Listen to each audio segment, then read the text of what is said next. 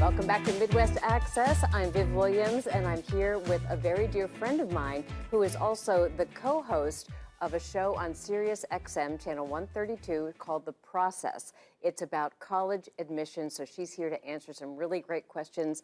Eileen Fikens-Cunningham, thanks for joining me on Midwest Access. It is such a pleasure to be here, Viv. Thanks for having me. Of course. So we go way back. We were college roommates, and then we lived together afterwards for a while in New York City, and we had a lot of fun. So she's got a lot of stories about me that we're not going to talk about, right? That's a different segment. A different segment, and we need a lot of time. So have you enjoyed Minnesota since you've been here? Because she came here from New York. Well, it has been a phenomenal week of beautiful weather and lots of outdoor activities, and I just love it. Yes, she got to have her first hot dish experience, and some cheese curds, so it's all good, right? But let's talk about college admissions. Fall is coming up. What should high school seniors be thinking about as they're starting to go back to school?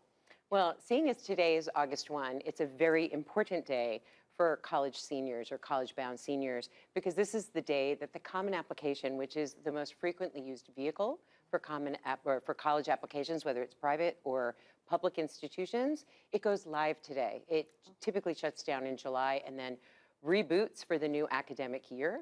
And so seniors would be very, very well served to start their Common App now, so that they have time to prepare it and to fine-tune it before any of those deadlines creep up.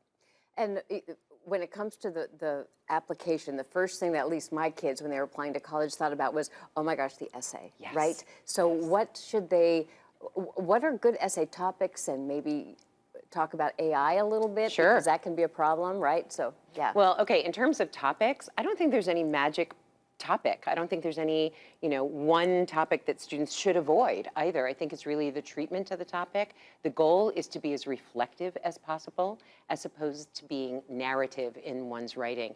And that's a muscle that a lot of students haven't used, because if you think about the work they're doing for their classes in school, that has to be much more objective and fact-based, whereas reflective writing is much more emotional and kind of esoteric.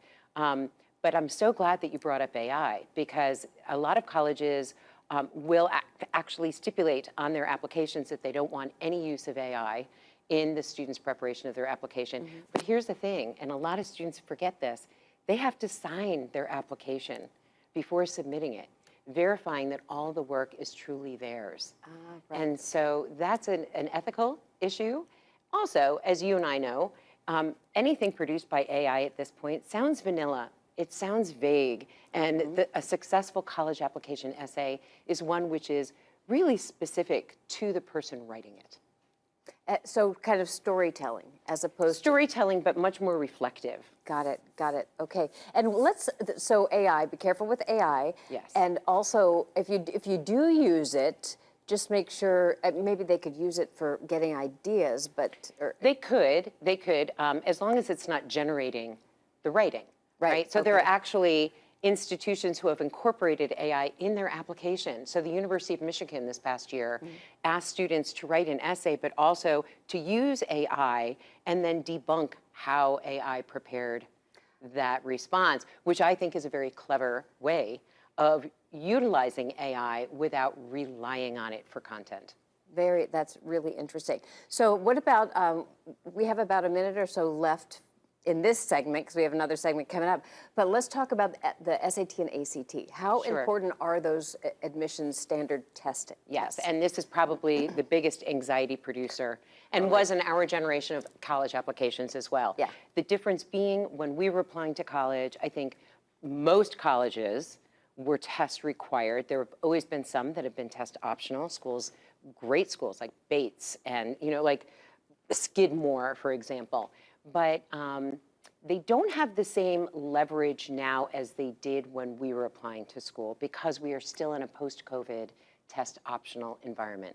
So the majority of schools out there are still test optional, meaning that students are not required to submit any standardized testing, and they won't be judged negatively if they choose to go test optional.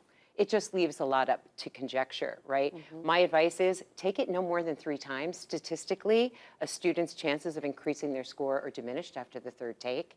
And you don't want to have to list standardized testing as a extracurricular activity in your activities, right? I mean, that's kind of bad. So kidding. take it, prep for it in a way that it is sane, you know? Figure out how the questions are being posed. Take some practice tests. Never walk in totally unaware of what you're facing, but it doesn't have the same lever of admissibility that it used to have. So you can relax a little bit more and know that most of the focus is going to be on the student's transcript. Whew, a lot of kids are going, whew, and the Yeah. parents too. Okay, thank you, Eileen, so much. And stay with us because Jim and Christy are going to be doing some chilling and grilling out on the weather patio. So we'll be right back.